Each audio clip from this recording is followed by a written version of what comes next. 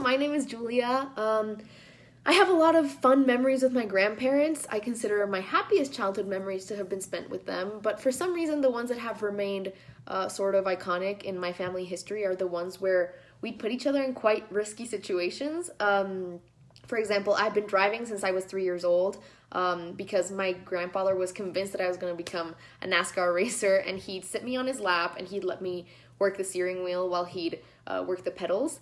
And he made me keep this a secret. He never let me tell my mom, my dad, my grandma. And I never told anyone until I was about 14 years old that I'd been driving regularly since I was 3 years old. And I guess it's no surprise that about a month after getting my driver's license, I got a speeding ticket. I blame my grandfather for that because I was very confident behind the wheel. Another fun experience, well, I don't know if it's fun, but it was definitely, maybe it was payback for my grandpa putting me in at such risk. But when I was younger, I really liked to play with flames when I was really, really little, and I had no idea the risk that they posed.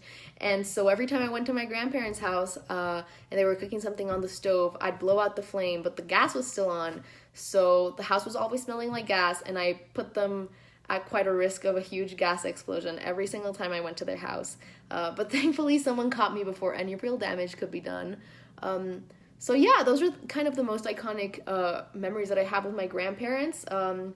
They're quite dangerous, but I wouldn't have it any other way. They're great stories to tell, and I really love my grandparents, and I'm really thankful that my grandpa taught me how to drive so early on. Maybe my mom isn't, but I certainly loved it.